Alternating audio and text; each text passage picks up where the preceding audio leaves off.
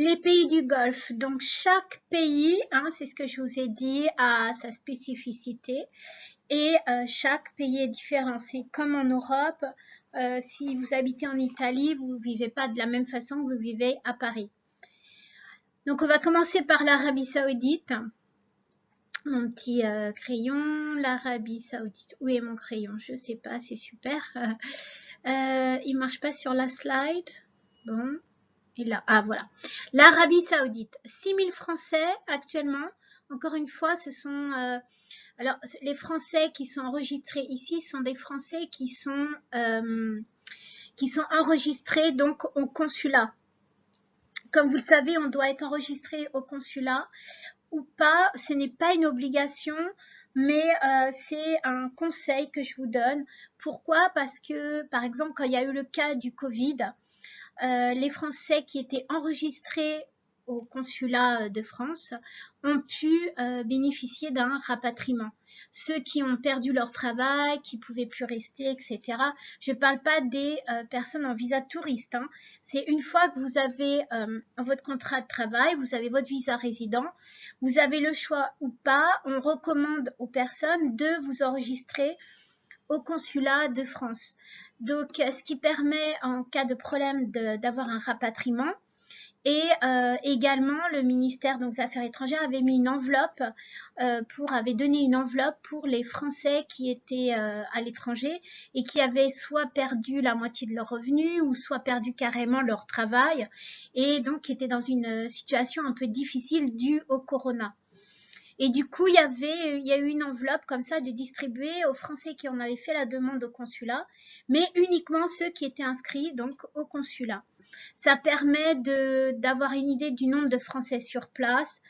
Après, d'une façon plus de les inviter pour le 14 juillet, mais d'une façon plus grave, s'il y a un problème dans le pays, de pouvoir les rapatrier.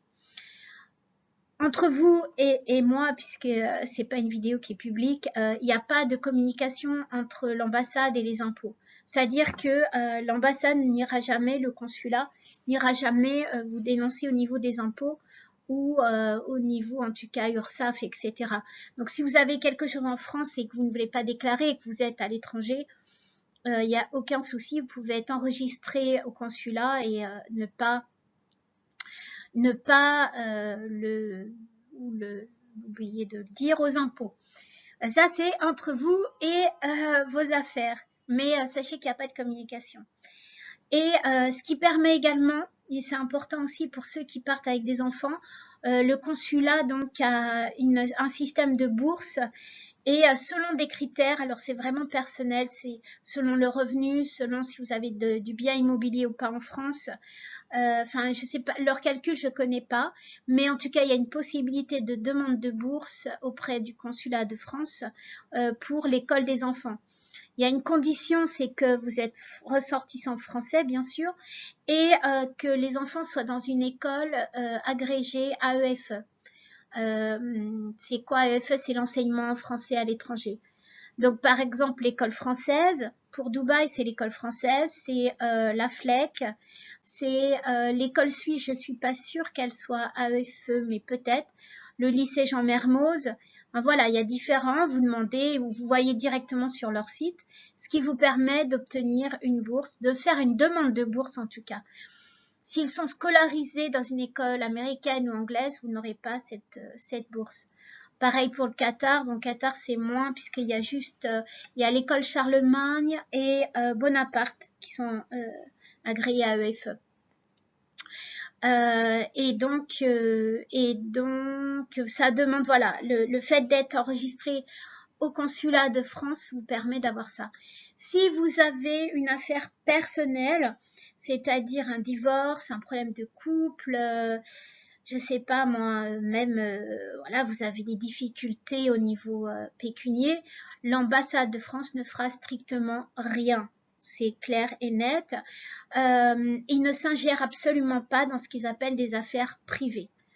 Donc l'aide à ce niveau-là est totalement, c'est pas la peine. Et par contre, vous allez payer moins cher aussi vos traductions, votre certification de diplôme, renouvellement de passeport, etc. Donc tout ça, vous allez payer moins cher, ce qui vaut le coup quand même d'être enregistré au consulat. Pour être enregistré, il faut avoir un visa résident. Donc voilà pour un petit peu comment on calcule les Français. Donc en Arabie Saoudite, il y a 6000 Français.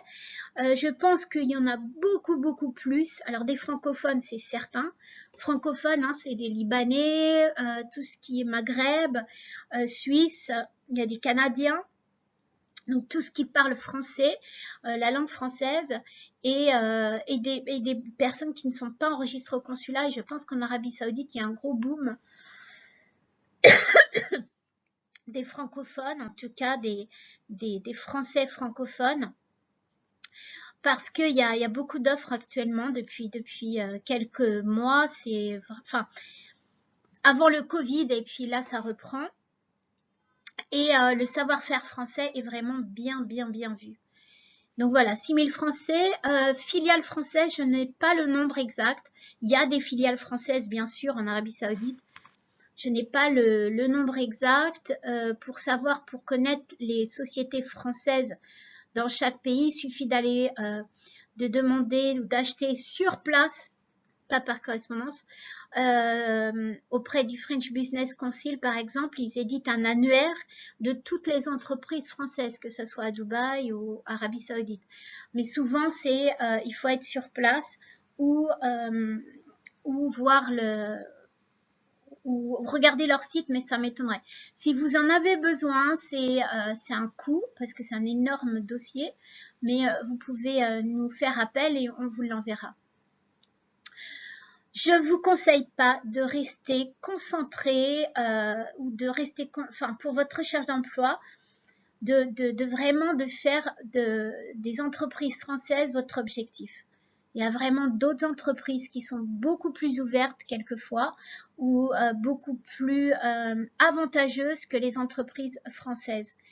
C'est pas parce que vous êtes français que les entreprises françaises vont vous accueillir, wow, welcome, vont vous accueillir à les bras grands ouverts et super, on va favoriser les Français.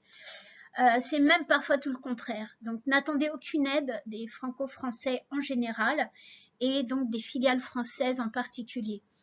Vous aurez peut-être beaucoup plus d'avantages. Souvent les entreprises françaises en plus sont très frileuses.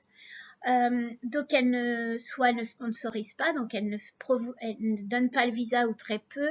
Le salaire n'est pas forcément super. Enfin voilà.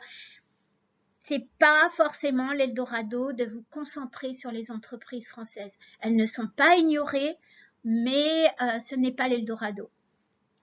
Par rapport au domaine en Arabie Saoudite, donc le pétrole, tout ce qui est pétrole, les nouvelles technologies, vous allez voir que les nouvelles technologies, c'est vraiment dans tout le Golfe. Ils sont à fond dans les nouvelles technologies, tout ce qui est digital marketing, tout ce qui est avec l'électronique, informatique, c'est vraiment tous les pays du Golfe sont à fond dans le développement des nouvelles technologies. Le transport également, il faut savoir qu'en Arabie Saoudite, jusqu'à l'année dernière, il n'y avait pas de bus.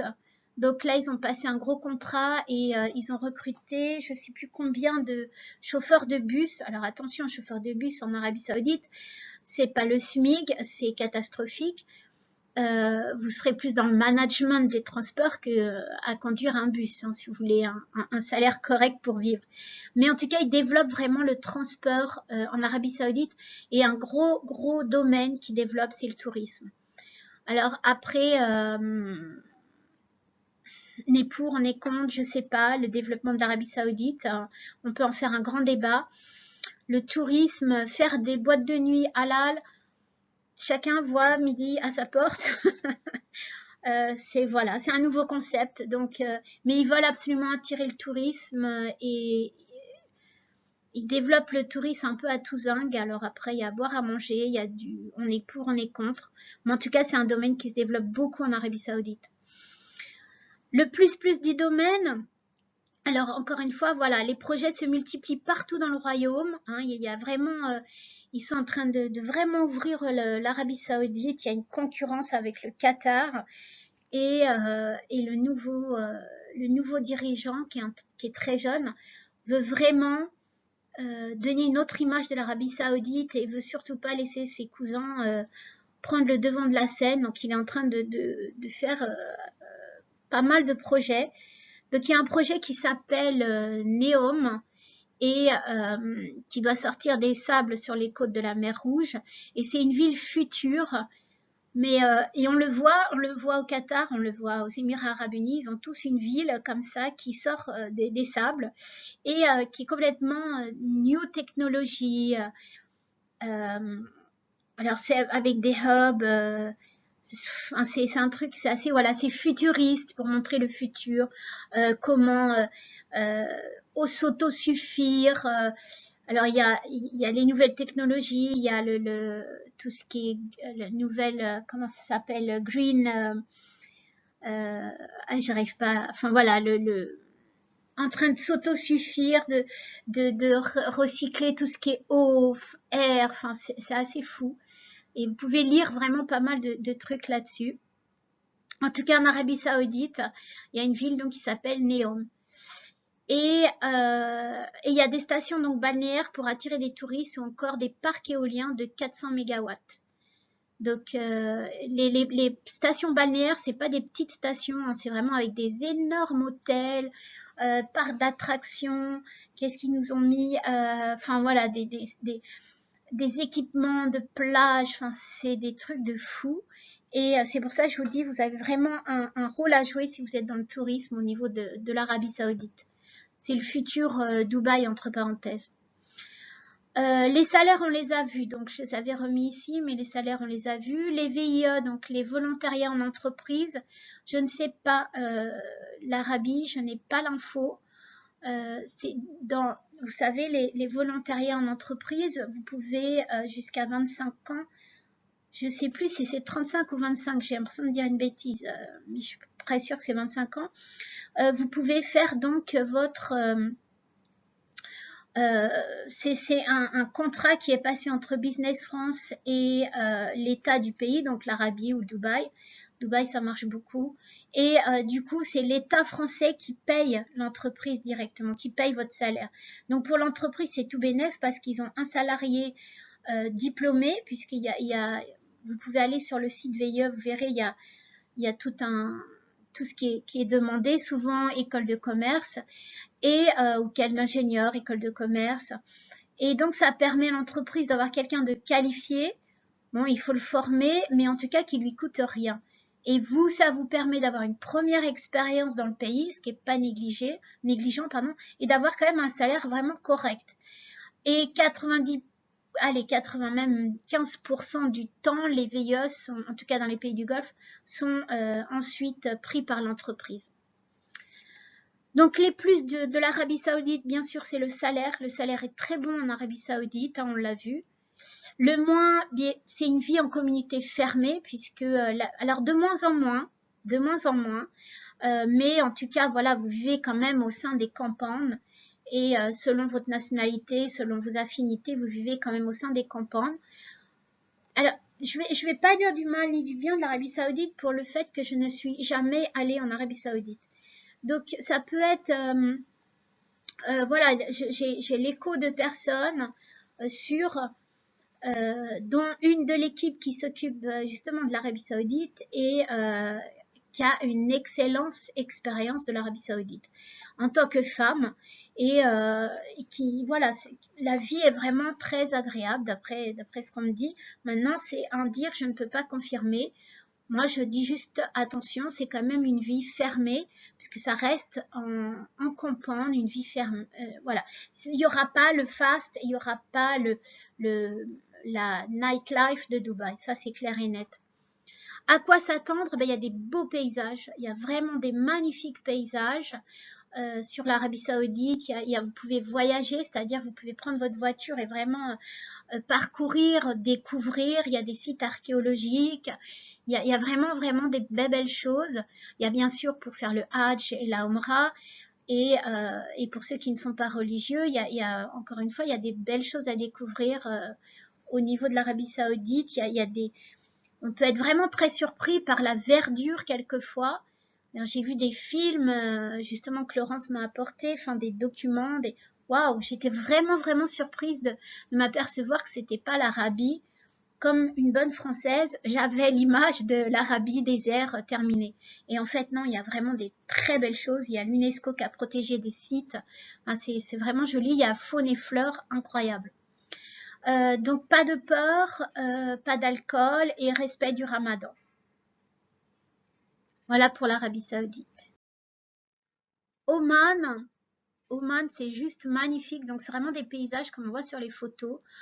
Oman, j'y suis, comme je vous ai dit, j'ai jamais habité à Oman, j'ai jamais habité à Oman, mais j'y vais très régulièrement, notamment à Salalah, qui est totalement dans le sud du pays, qui est à la frontière du Yémen du Yémen, pardon, et c'est juste magnifique, vraiment magnifique.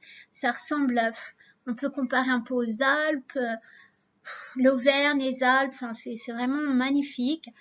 Par contre, ce n'est absolument pas développé. Donc c'est vraiment l'émirat qui est à la traîne, si on peut dire ça. Il développe le tourisme. Donc là aussi, il y a beaucoup à faire au niveau du tourisme. Mais les infrastructures, la lenteur, c'est pas du tout. On est encore un peu. Alors je vais pas dire Moyen Âge, mais c'est vraiment très très loin. Les Omanais travaillent d'ailleurs. Les Omanais travaillent peuvent être. Je sais que ça peut choquer quand je dis ça, mais contrairement à Dubaï ou les Émiratis, ont des postes de fonction, mais n'ont pas forcément un travail à faire officiellement, officieusement, pardon. Et les Omanais peuvent être chauffeurs de taxi, sont pêcheurs, ils sont voilà, et vous les trouvez partout. C'est des gens adorables, très simples, très humbles. Et la vie est vraiment très simple en Oman. C'est vraiment chouette. Donc les domaines pétrole, gaz, industrie manufacturière, pardon, le tourisme, la logistique, la pêche et minier. Souvent Oman, c'est des contrats d'expat, donc vous êtes envoyé ou vous avez reçu une offre pour travailler en Oman de votre pays d'origine. Il y a très peu, c'est rare que vous puissiez trouver directement sur place. Parce que c'est fermé, c'est un marché fermé qui communique pas. Et même pour l'école française, elle est extrêmement petite. Enfin voilà, il n'y a pas des turnover. Ça reste un pays vraiment pas encore en développement. Amman a dévoilé une stratégie donc touristique à l'horizon 2040. Vous voyez un petit peu, ils ont cette vision, mais où les pays sont en train de parler de 2022, 2030, eux ils sont en 2040. Voilà, ça vous donne un petit peu un aperçu de leur acheminement. Donc oui, ça va s'ouvrir et j'en suis convaincue. Et au niveau du tourisme, si vous êtes dans ce domaine, il y a vraiment, vraiment quelque chose à faire parce qu'il y a des stations à construire, à animer. Il y a vraiment des très belles choses. Les tortues viennent sur les plages. Alors, c'est encore notre chance parce qu'il n'y a pas beaucoup de touristes. Enfin, il y a des touristes, mais ça se connaît pas beaucoup. Donc, c'est surtout les gens du Golfe qui viennent passer leur week-end en Oman. Et on peut voir les tortues pondre sur les plages. Enfin, c'est des sites sauvages. C'est juste magnifique. Donc, en tout cas, ils ont une stratégie à l'horizon 2040 et veulent accueillir presque 4 fois plus de tourisme, soit 11 millions 7 de visiteurs. Bien, pas bien, je sais pas. J'espère qu'ils vont préserver en tout cas la faune et la fleur et vraiment le cachet qui fait Oman, c'est vraiment parce que c'est un peu sauvage et nature avec des roches. Alors c'est pas des montagnes, c'est Djebel, hein, c'est vraiment des roches, mais c'est vraiment encore magnifique. Il y a des vaches dans les prés. Pour tous les gens du Golfe, on adore aller passer des week-ends en Oman. Et Oman et Koweït sont les seuls pays qui n'ont pas pris part au blocus qui a eu lieu avec le Qatar. Ça veut dire qu'ils restent ouverts à tous et qu'ils ne s'impliquent pas dans des débats politiques stériles. Donc vraiment, j'aime beaucoup Oman. J'ai pas notifié, mais la religion est musulmane bien sûr, mais n'est pas sunnite. Je n'ai pas le nom, je n'ai plus le nom exact, mais bon, ça change rien dans votre façon de faire et de vivre. Et les mosquées sont identiques, c'est juste, voilà, une petite parenthèse. VIE, je sais pas non plus, ils communiquent pas, je pense pas qui en ait, ou alors très très peu de VIE. Le plus, la nature, bien sûr. Le moins, c'est l'isolement. J'ai des Français, des Frenchies qui sont là-bas, qui se plaignent un peu de l'isolement et du peu de choses à faire. Alors, c'est super pour les gens qui adorent faire du trekking, qui adorent faire du kitesurf, qui aiment faire de la plongée. Il y a des sites, mais juste incroyables, des sites des plongées. Donc, pour les gens qui sont très nature, c'est magnifique. Pour les gens qui sont moins nature, qui sont plus citadins, ça va être assez difficile pour eux quand même. Hein. Pas d'alcool, pas de porc, respect du ramadan. Ils sont très, voilà, ils sont respectueux encore de la religion. Bahreïn, alors Bahreïn, j'ai vécu 1 an à Bahreïn, comme je vous ai dit. Moi, j'affectionne tout particulièrement Bahreïn. Malgré les conditions de vie, donc je vais vous en parler, c'est pour ça que j'avais notifié que les conditions de vie ne sont pas si... Alors, c'est paradoxal en fait, parce que moi j'y ai vécu en tant que femme seule, mère célibataire avec mes 2 enfants, et pendant 1 an, et ça a été juste, j'ai rencontré des Bahreïnis pareil. Les Bahreïnis, les Omanais sont des gens mais juste adorables, et avec le cœur sous la main. Ça m'a rappelé vraiment, j'ai vécu en Tunisie jeune, et ça m'a rappelé cette Tunisie que j'avais connue il y a, non, je vais pas dire mon âge, mais il y a pas mal d'années de ça, dans les années 90. Si je dis pas de bêtises, ouais, c'est ça, dans les années 90, j'ai vécu 4 ans en Tunisie. Et ça m'a rappelé vraiment Bahreïn, ça m'a vraiment rappelé ça, parce que les gens ont encore, avaient à l'époque, hein, parce que j'y ai vécu en 2015 à Bahreïn. Je vais dire des bêtises, non, c'est même beaucoup plus vieux que ça. Beaucoup plus, ça doit être en 2005. Voilà, peu importe, mais il y a quelques années. Et les gens avaient le cœur sous la main. Les Bahreïnis sont des gens adorables. J'étais tombée malade un mois, et donc j'avais les 2 enfants en bas âge. Ça s'est su par des Bahreïnis. Ils sont venus me faire les courses. Ils ont venu faire les courses et mettre les courses à ma porte de mon appartement par rapport au respect, parce que je suis célibataire, femme seule. Et j'ai jamais oublié. C'est juste... vraiment des gens adorables. J'ai eu une vie d'une année vraiment formidable. C'est tout petit, mais il y avait, c'est un peu Nice. Vous vous retrouvez peut-être pas Nice, mais vraiment les arrières de Nice, à boire un café sur la corniche. C'est vraiment magnifique, très calme, très posé. Une petite école française. Enfin, mes enfants étaient à l'école à l'époque locale. Je voulais vraiment leur permettre de faire cette expérience, puisque en fait, ce qui s'est passé, c'est qu'à Dubaï, ils étaient à l'école américaine et ils sont pas traumatisés, ça va. Ils ont passé une partie de leur scolarité à l'école américaine. Ensuite, quand on a bougé à Bahreïn, j'ai voulu qu'ils apprennent aussi parfaitement l'arabe et qu'ils comprennent, qu'ils voient. Donc, ils ont passé une année dans une école locale. Pareil, je ne pouvais pas y prétendre étant française. Mais ils ont adoré ma démarche, on en a parlé. Voilà, ils sont vraiment, j'ai beaucoup aimé. Et du coup, mes filles sont passées une année en école arabe, et parce que il y a une école française, mais elle est assez petite. Enfin, maintenant, elle doit avoir.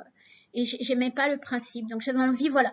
Après, chacun voit midi à sa porte, mais pour moi, c'était l'occasion de s'imprégner de la culture locale, de vivre ce qu'on avait à vivre. Alors pourquoi je dis que le climat politique est tendu et difficile, hein, je le note dans le domaine ici. Pourquoi c'est moins? Parce que malheureusement, je suis partie de Bahreïn. Pardon, je suis partie de Bahreïn. Bon, mon contrat était fini, je pouvais le renouveler, mais je suis partie à cause de ça. Non pas que je suis contre ou pour les chiites, mais il faut savoir que le prince, enfin le roi est sunnite et le pays est 80% chiite. Et le fait que j'ai rien contre les chiites, mais le fait qu'il y a des conflits internes, et on s'est trouvé à un moment donné avec mes enfants dans un mall où on faisait du shopping, voilà, tranquillement, et il y a eu manifestation, enfin en tout cas une révolution chiite. Ils ont envahi le mall avec, c'était vraiment, ils étaient armés avec des mitraillettes, etc. On nous a fait évacuer par les toits, il y avait des hélicoptères. C'était extrêmement choquant. On a mis mais des jours à s'en remettre. Jusqu'à maintenant, j'en ai encore les frissons parce que c'était les films. Hein, on était dans un film vraiment. Les grilles des magasins à l'intérieur du mall se fermaient devant nous. Les chiites montaient comme ça dans les ascenseurs, montaient par les escalators en hurlant avec les mitraillettes. Moi, j'ai vu mes enfants. Je me suis vue vraiment mourir. Enfin, j'avais l'impression qu'ils allaient ouvrir le feu et c'était vraiment assez traumatisant. Donc, et on a réussi à s'évacuer par le toit et ils nous ont évacués en hélicoptère. Enfin bref, c'était et c'était en 2005. C'était même avant le printemps arabe. Printemps arabe, pareil, rebolote. Moi, j'étais partie. Donc on est parti hein, dans la semaine qui a suivi cet événement. J'ai fait mes bagages et on a quitté Bahreïn. On est reparti sur Dubaï. Bon, maintenant, c'est pas la même chose. Il y a eu le printemps arabe encore, et il y a encore quelques mouvements, voilà. Donc, ça, c'était le point noir pour moi de Bahreïn. J'y suis jamais retournée, malgré que vraiment, à part ça, c'était vraiment une bonne, vraiment une vie formidable sur place. Ce qui m'avait choqué après, bon, on en prend compte, on n'en prend pas compte. Ce qui m'avait choqué, c'est que c'était vraiment le terrain de jeu des Saoudiens. C'est-à-dire que les Saoudiens qui étaient vraiment fermés à l'époque, venaient vraiment s'amuser à Bahreïn. Donc prostitution, alcool, nightclub, etc. Ils venaient vraiment se défouler au Bahreïn. Et du coup, l'alcool, le port est en vente libre. Voilà, vous trouvez beaucoup de prostitution. Ça m'avait un peu choquée. Mais en parallèle, et c'est ça aussi que j'aimais bien, donc c'est assez paradoxal, Bahreïn. Parallèlement, il y a la grande mosquée de Bahreïn, où j'ai eu une expérience extraordinaire et où j'ai pu faire dawa au niveau de cette à l'intérieur de cette mosquée et recevoir des gens du monde entier, des Allemands, et même jusqu'à maintenant, je reçois encore des cartes postales ou autres pour l'Aïd ou pour me remercier parce qu'ils ont appris la religion. Enfin, ça a été une expérience extraordinaire parce qu'on avait un imam extraordinaire omanais qui nous donnait des cours. Enfin, donc il y a ce paradoxe. Il y a ce paradoxe à Bahreïn où vous avez ce côté où c'est vraiment la cour. La cour de Saoudi où ils viennent s'amuser et où il y a de l'alcool, il y a de la prostitution et en même temps il y a cette religion magnifique qui est encore vraiment présente mais d'une façon soft et oui magnifique. Donc c'est pour ça que je ne dis pas non pour Bahreïn, je ne crache pas dessus, mais il faut savoir que le climat politique est vraiment tendu et voilà, il faut souvent Bahreïn, de toute façon, c'est comme Oman, c'est votre entreprise, c'est des expats, c'est votre entreprise qui va vous envoyer sur Bahreïn. À l'époque, je travaillais pour l'ambassade de France, donc c'est l'ambassade de France qui m'a fait venir sur Bahreïn de Dubaï. Mais voilà, sinon sur place, il n'y a pas forcément d'offres. Création d'entreprise, c'est pareil, c'est très difficile. Les Bahreïnis n'investissent pas. Il y a une grosse population pauvre. C'est comme en Arabie Saoudite, hein, il y a une grosse population qui est pauvre, notamment justement les chiites. Alors, je ne vais pas rentrer dans le côté politique, mais pour maintenir justement les chiites dans le calme, on les maintient aussi dans la pauvreté. On est d'accord, pas d'accord, mais je veux dire, le fait est là. On ne va pas rentrer en polémique, mais VIE, donc je ne sais pas. La vie est agréable et calme et à 1 heure de l'Arabie Saoudite. Les personnes qui sont en poste en Arabie Saoudite et qui ont peur pour leur conjointe parce qu'elles vont s'ennuyer ou autre, souvent se basent à Bahreïn pour avoir une meilleure qualité de vie, enfin en tout cas une vie plus sociale, plus normale, parce qu'il y a des cinémas, des théâtres, etc. Mais maintenant aussi en Arabie, les théâtres et les cinémas s'ouvrent. Donc à voir, c'est vraiment à vous d'aller y faire un tour et de voir. Il faut vraiment vous rendre compte sur place et voir ce qui vous correspond pour vous. Bahreïn, voilà. 50% oui, 50% non. Le Koweït, alors le Koweït, j'affectionne particulièrement le Koweït. Donc comme je vous ai dit, je n'y ai jamais habité vraiment, mais j'y suis allée. J'ai passé 3 mois sur place pour un consulting et j'ai vraiment adoré cette expérience. Il y a très peu de Français et les Français, encore une fois, les Franco-Français sont encore plus fermés que dans les autres pays du Golfe. Mais dans le bon sens du terme, c'est-à-dire qu'ils ne veulent absolument pas de scandales, de show-off, de choses comme ça. Donc, c'est vraiment une petite communauté. Mais par contre, quand vous les contactez, alors moi, je vous invite vraiment à utiliser l'UFE, Union des Français à l'étranger, qui sont vraiment actifs dans tous les pays du Golfe, partout dans le monde, mais en tout cas dans les pays du Golfe, et qui vous ouvrent beaucoup de portes, professionnellement et personnellement. Donc c'est une façon ils organisent pas mal d'activités, ils font des choses et après que vous adhérez à toutes leurs valeurs, c'est autre chose, mais au moins vous ne restez pas isolé et vous ne restez pas seul. Donc l'UFE c'est important, c'est ce que j'ai fait au Koweït. J'avais eu contact avec le président qui m'a immédiatement répondu, qui m'a présenté, qui m'a invité à des soirées. Et c'est comme ça parce que sinon voilà, c'est fermé et on peut pas avoir accès au niveau d'information.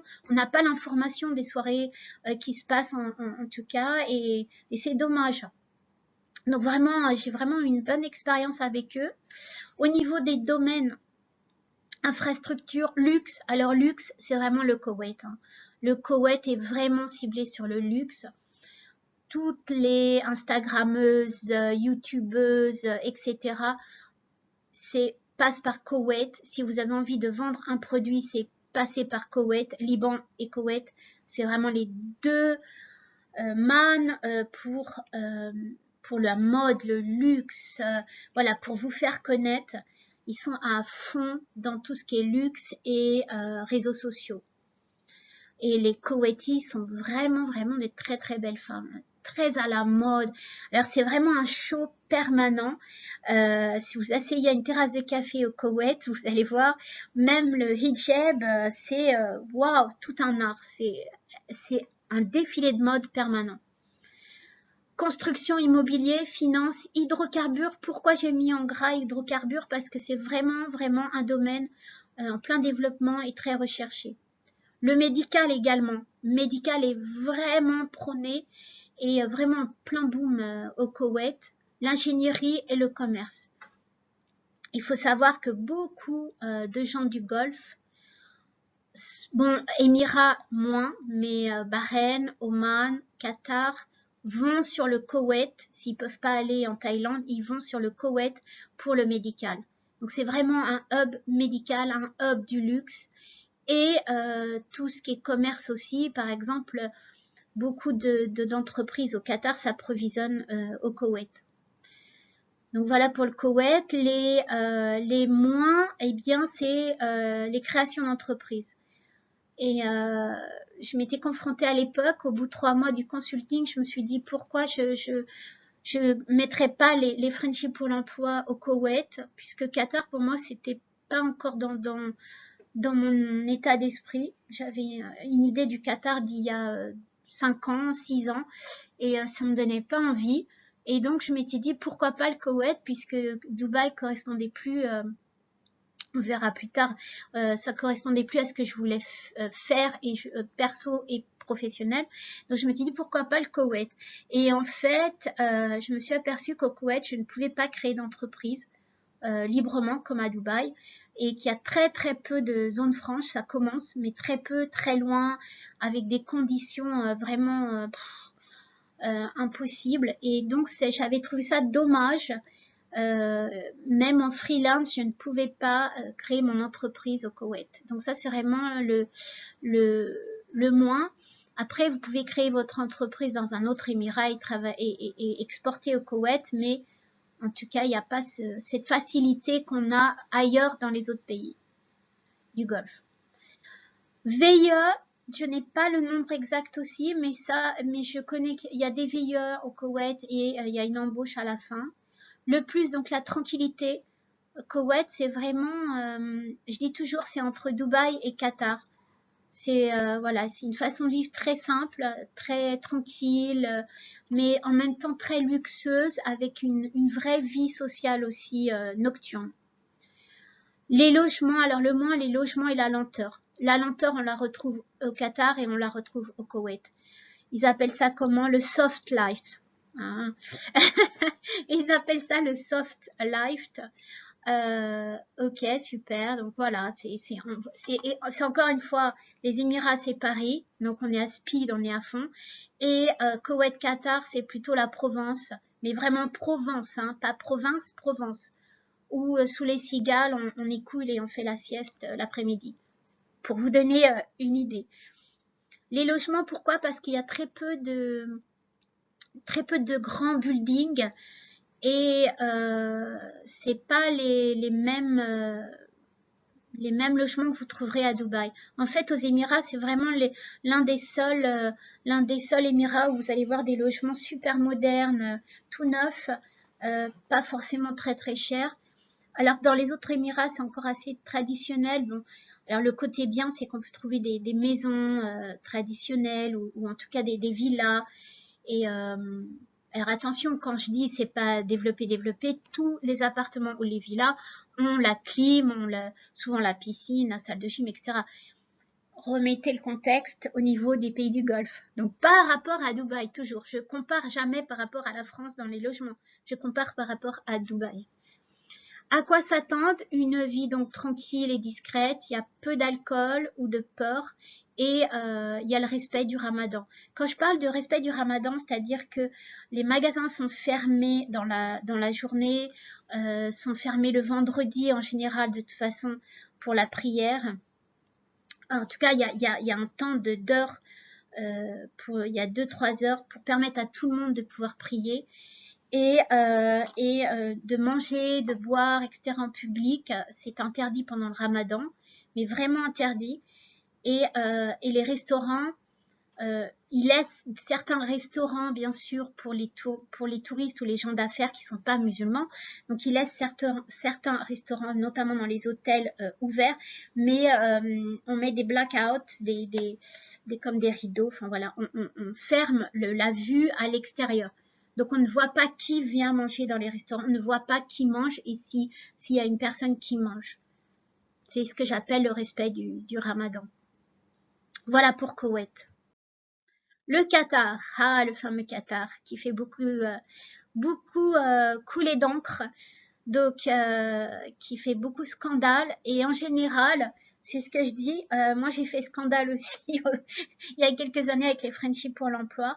Et en général, si on casse du sucre sur le dos de quelqu'un, ou on critique quelque chose, etc., c'est que ça fait des envies et c'est qu'on n'est pas si mal que ça au final.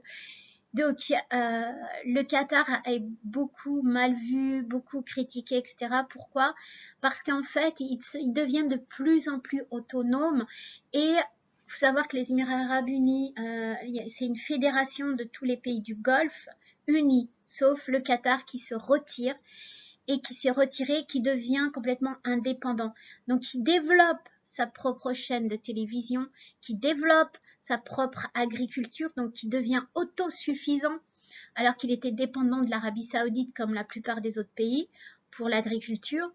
Et surtout qui a une extrêmement, oh là là, c'est pas français, et surtout qui a une extrême bonne relation avec les États-Unis et avec certains autres pays d'Europe et qui est très francophone.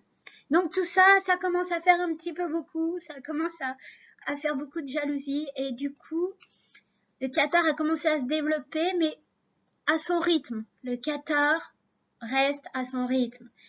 Donc quand je suis arrivée au Qatar de Dubaï, j'ai cru tomber dingue parce que à Dubaï, voilà, c'est comme Paris, on y va quoi, c'est à fond, il y a des projets, ça se fait, tac tac, on roule comme des moins parce que maintenant il y a des limitations, mais voilà, on a tendance à rouler assez vite et on fait 10 000 choses dans la journée, enfin, on est très très speed.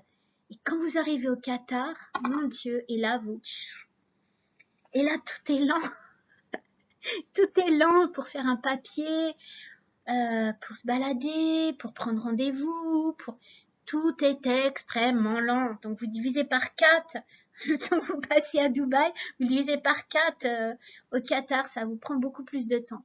Donc je me suis dit, je vais jamais pouvoir tenir dans un pays aussi lent, moi qui est très speed, et ça fait 16 ans que je vis à Dubaï dans le speed, et là c'est pas possible. Et puis finalement, on apprécie, ou alors je prends de l'âge, mais finalement, ça, on s'y fait. Il y a des choses qui on respecte encore, et puis on serait pas français si on respectait pas, mais ça se fait. Et donc, il se développe, et du coup, l'Arabie Saoudite, avec sur l'initiative des Émirats Arabes Unis, ont fait complètement blocus, ont décidé de faire blocus sur le Qatar.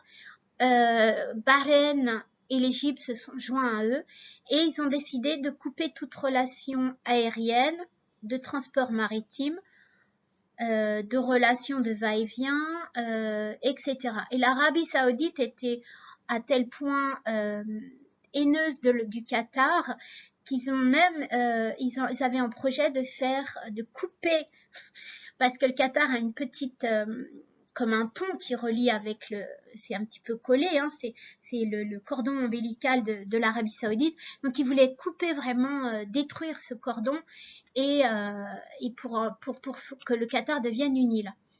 Donc la première année que ça s'est passé, non, ils l'ont pas fait au final, mais en tout cas plus de vols, plus de l'agriculture, plus de lait, plus rien. Enfin voilà. Donc les premiers mois étaient pas difficiles mais choquants. Pour les habitants enfin pour nous, hein, qui étions au Qatar. Mais il y a eu une solidarité énorme et une vague.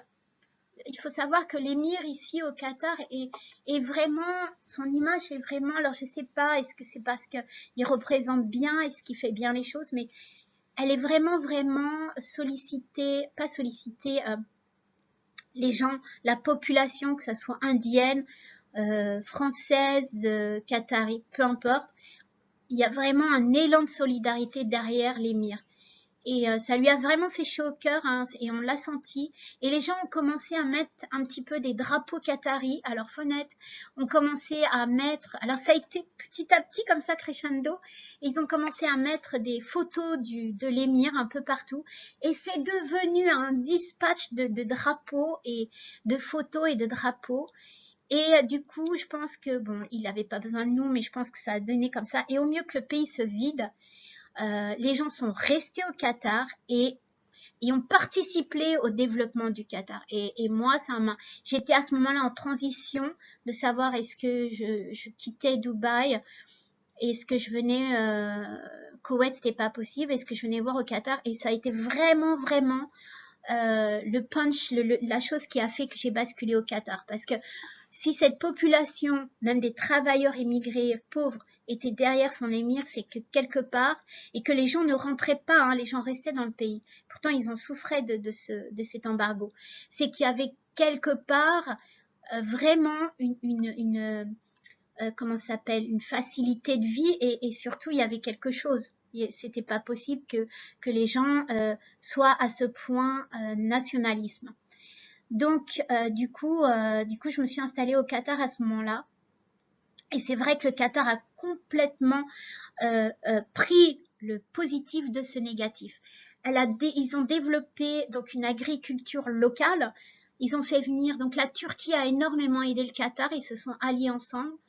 Et il y a un gros lien entre le Qatar et la Turquie, avec le Liban également. Ils sont très très friendly.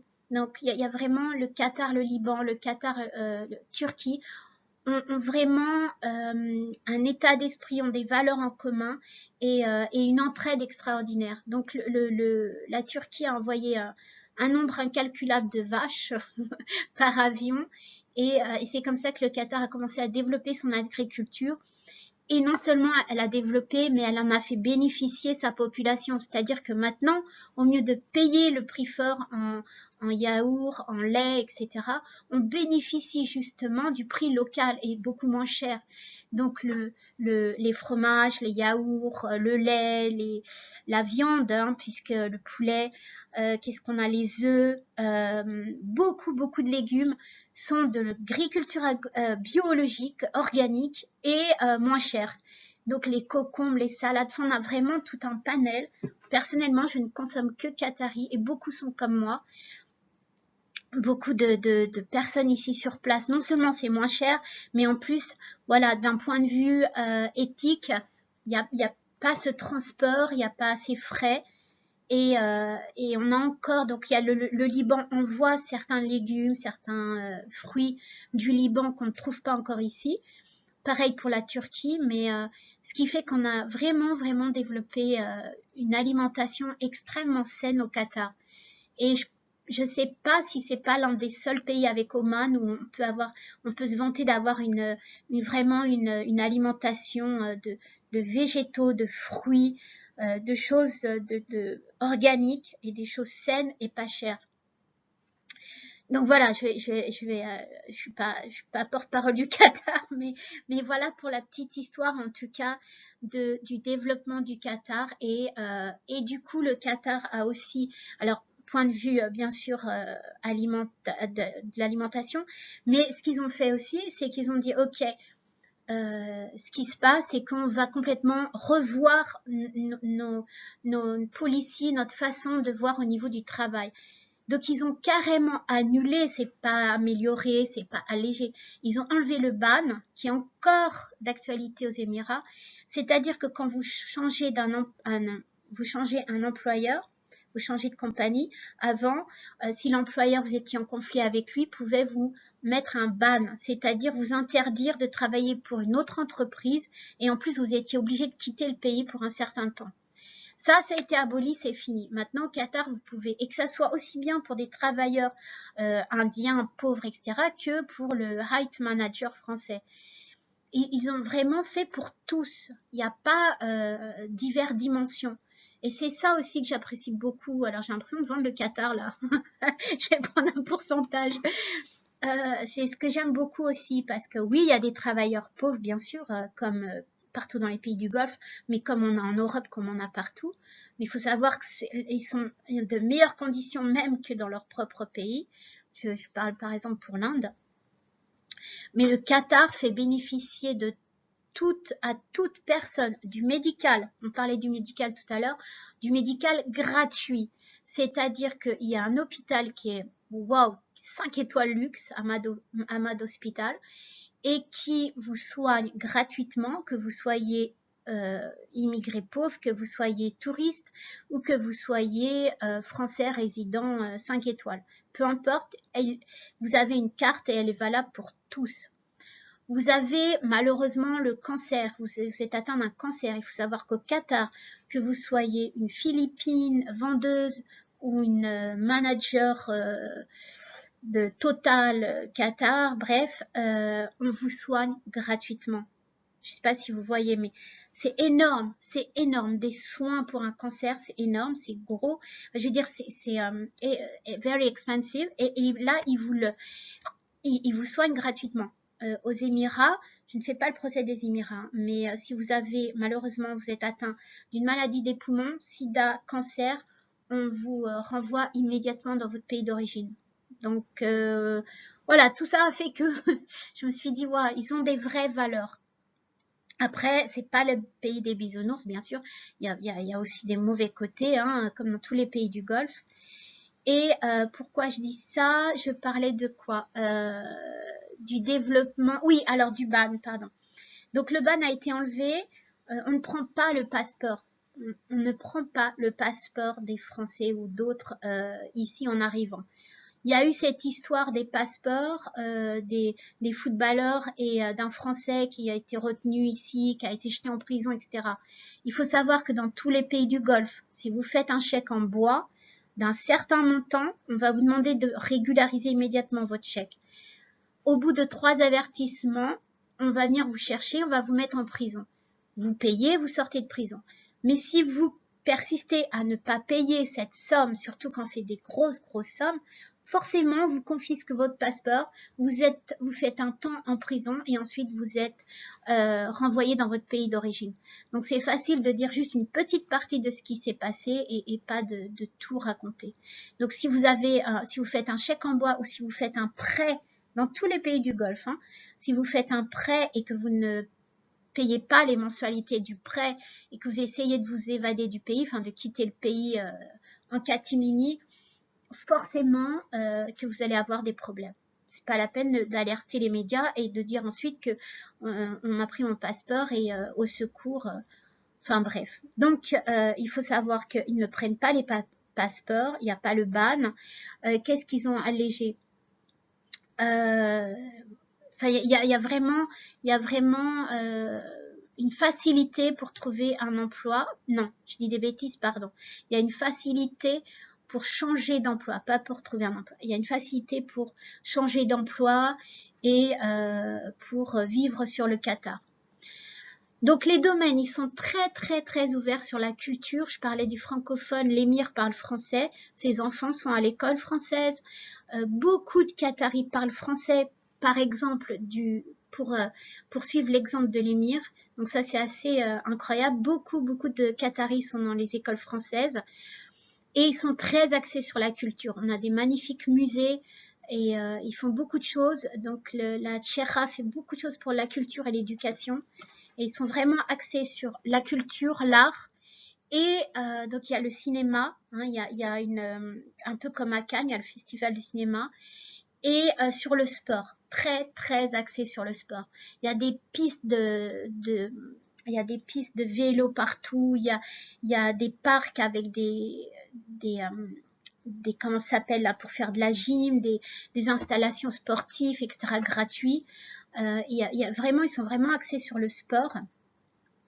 Et donc, bien sûr, vous connaissez tous la Coupe du Monde 2022 qui n'a absolument pas été reculée ou quoi que ce soit. Donc, même malgré le Covid, elle est restée pour 2022. L'énergie, le développement digital, donc c'est pareil, il y a beaucoup d'incubateurs, ils sont beaucoup sur l'informatique, on vous aide, vous présentez votre projet, il y a un jury et ensuite il y a une incubation et on vous aide à développer votre entreprise, à développer votre idée dans le côté digital. Les transports, donc le métro est fini, il y a eu le métro, il y a le tram, il y a pas mal de choses. Et le tourisme. Alors le tourisme, c'est pareil, hein, c'est exactement comme en Oman, c'est en plein boom. Là, avec le Covid, bon, ça a été ralenti, mais il y a vraiment quelque chose à faire dans le tourisme, surtout par rapport à la Coupe du Monde 2022. Donc voilà pour les domaines. Les VIE, il y en a, bien sûr. Il y en a, j'ai pas le nombre, mais il y en a, avec une embauche à la fin. Le plus du Qatar, c'est le calme et le rayonnement français. En tant que Français, on est vraiment valorisé dans tous les domaines. Ils aiment beaucoup la culture et la langue française, beaucoup.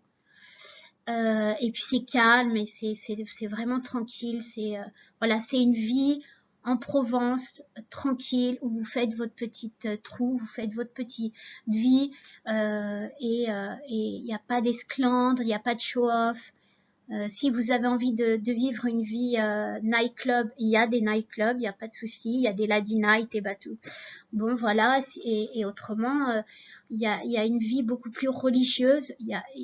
C'est axé vraiment sur religieusement, alors pas dans le mauvais sens du terme, c'est-à-dire que vous le sentez dans l'air, enfin voilà, il y a quelque chose, et les hommes sont extrêmement respectueux, musulmans, pas musulmans, en fait c'est une façon de vivre, et le fait est que voilà, un homme va pas forcément monter avec vous dans l'ascenseur où vous parlez, bon, tout dépend du contexte bien sûr, mais s'il peut l'éviter, il le fera. Il y a vraiment encore ce respect sans être dans l'extrême. Et ça, c'est quelque chose que j'apprécie beaucoup en tant que femme. Très peu d'alcool. Donc, il y a très peu d'hôtels qui sont autorisés à vendre de l'alcool. Il n'y a pas de peur en vente. Et pendant le ramadan, pareil, qu'en Oman, pareil, je sais plus ce qu'on a vu, non, Bahreïn c'est différent, mais pareil qu'au Koweït, donc pendant le ramadan, c'est vraiment suivi. Alors, j'ai pas noté, il y a une petite chose en moins qui m'embête encore maintenant. Maintenant, ça fait plusieurs années que je suis sur le Qatar.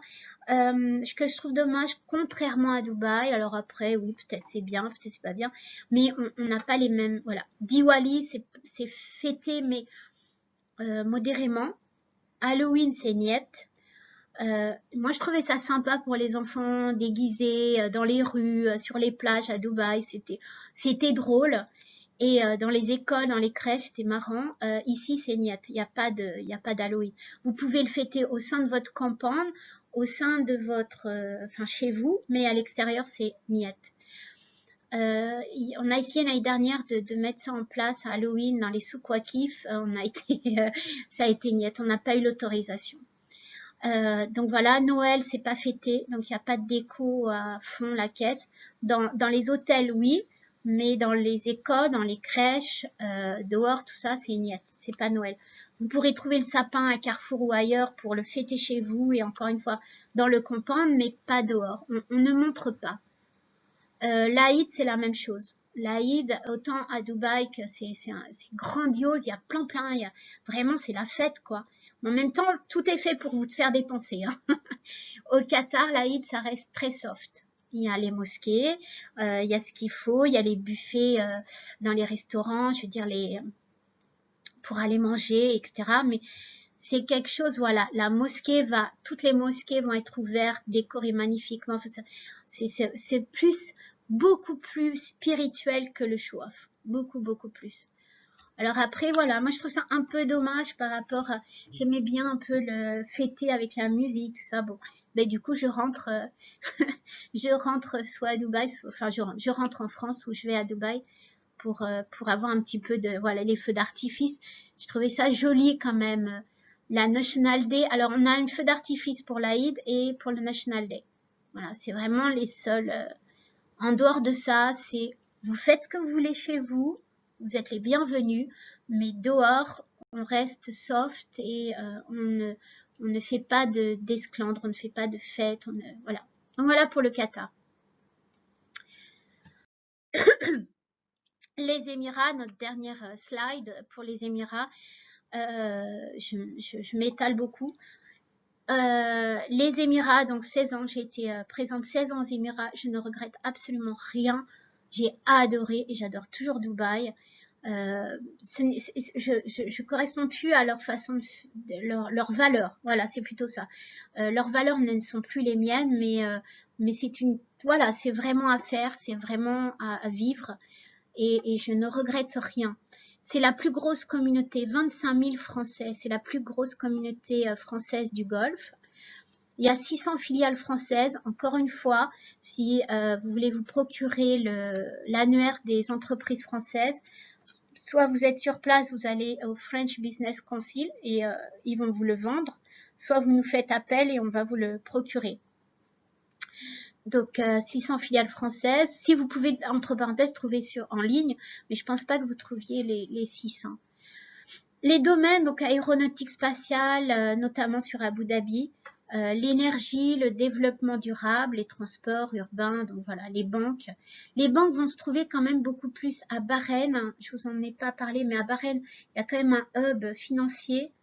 Ils voulaient en faire, en tout cas, le hub financier du Golfe.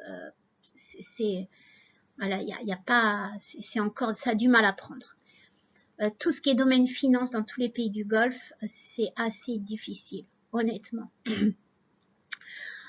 Donc, domaine de l'assurance, l'hôtellerie. L'hôtellerie, il faut savoir que les salaires deviennent de plus en plus catastrophiques.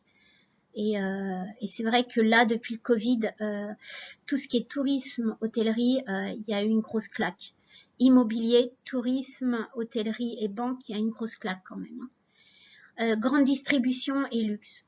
Il faut savoir que l'avantage des Émirats, donc c'est le plus grand pays du Golfe, et autant les autres, vous ne pouvez presque pas venir sur place pour trouver, autant aux Émirats, attention en étant préparé à l'avance bien sûr, autant aux Émirats vous pouvez venir et en 3 mois trouver quelque chose. Beaucoup plus facile, il y a beaucoup plus d'opportunités forcément puisque c'est beaucoup plus grand et il y a un turnover immense, donc il y a toujours des postes disponibles quelque part. Donc en VIE, donc toujours en volontariat en entreprise, il y a plus de 200 VIE français sur place actuellement et ils ont tous eu une promesse d'embauche à la fin où ils ont eu une offre. Le plus de Dubaï, bah, c'est la vie sociale, hein, bien sûr, sans l'infrastructure, sans contexte, la vie sociale est extrêmement dense. Il y a tout et pour tout le monde. Donc c'est aussi bien les nightclubs, les plages privées pour femmes, les enfants, c'est le paradis des enfants. Vous pouvez demander à mes fils. Il y a vraiment tout est fait pour que vous soyez bien, que vous vous amusiez, que vous voyez pas le temps passer aux Émirats. Et il y a rien qui ferme. Donc c'est tout constamment, quoi. Je veux dire, toute la semaine, le week-end, la nuit, le jour. On arrive à ne plus dormir et à un moment donné, c'est pour ça que j'ai arrêté, on arrive à devoir oui, c'est ça, à devoir vivre et travailler juste pour pouvoir s'amuser. Donc c'est même plus, on n'est plus, c'est le danger, c'est qu'on perd un peu l'objectif de pourquoi on est venu, parce qu'on n'économise plus du tout et on ne voit pas du tout l'après, parce que malheureusement, que ce soit dans tous les pays du Golfe, à bout d'un certain âge, vous ne pouvez plus rester aux Émirats, dans les pays du Golfe. Il n'y a pas de, alors aux Émirats, ils commencent à faire un visa, c'est extraordinaire, un visa retraité. Donc pourquoi pas, vous pourrez rester retraité dans les Émirats, mais en tout cas à l'époque ça existait pas. Donc en tout cas voilà, la vie sociale est excellente. Il y a des groupes de toutes sortes que vous pouvez joindre, anglophones, français, américains, chinois, enfin vous pouvez apprendre toutes les langues du monde. Enfin il y a un tel panel à faire que c'est juste extraordinaire. Il y a une ouverture d'esprit extraordinaire, sécurité du pays pareil. Donc c'est pour ça que vraiment les Émirats, c'est vraiment un immense et beau terrain de jeu, professionnel et personnel. Donc vie sociale. Alors le petit bémol que je mettrais, c'est au niveau, voilà, c'est au niveau de petit bémol que je mettrais, c'est vraiment à ce niveau personnel, au niveau de la drague qui peut être vraiment lourde.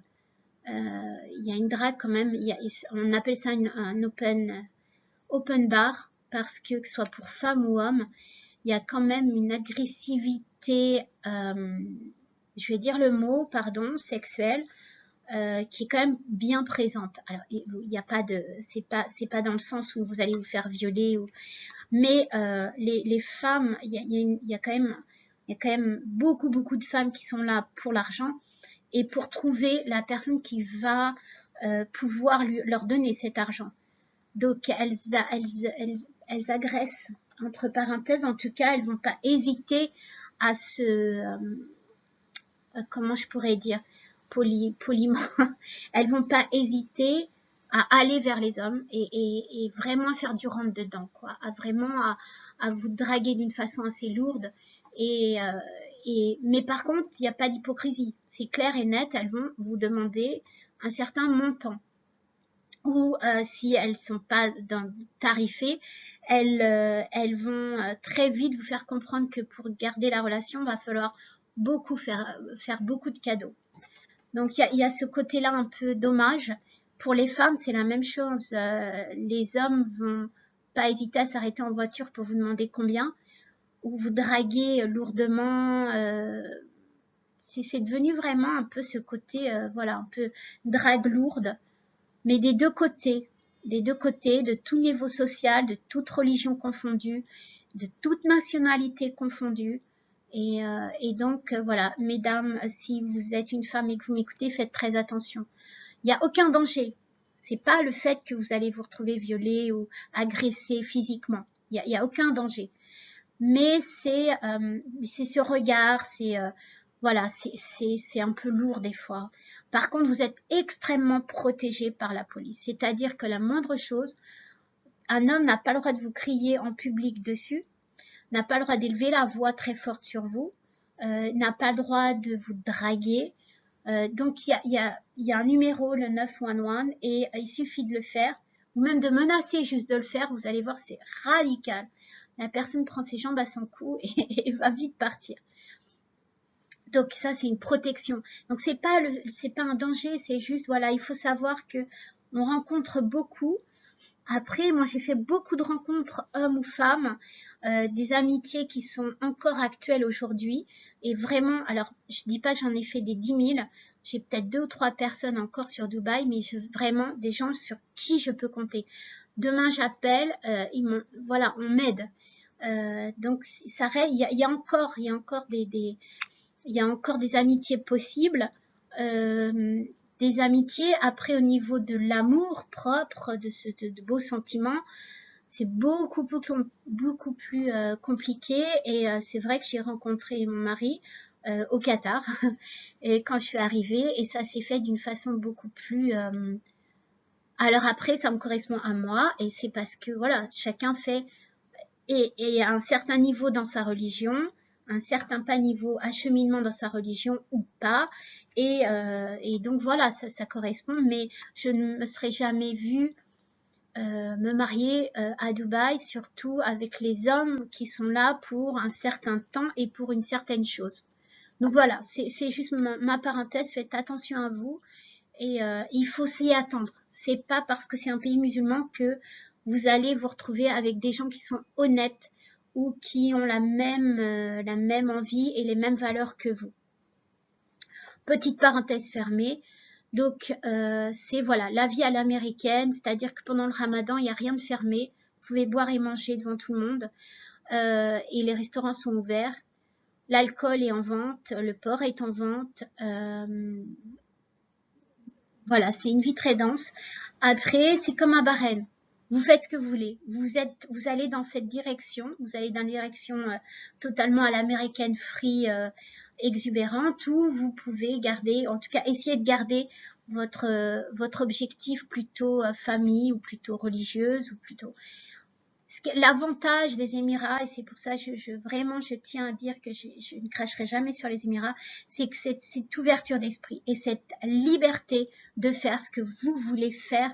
Bien sûr, vous n'allez pas vous mettre nu à Burj Al Arab, mais je veux dire, vous pouvez vous mettre en burkini, vous pouvez vous mettre en bikini, vous faites ce que vous voulez dès l'instant que vous ne dépassez pas un certain niveau.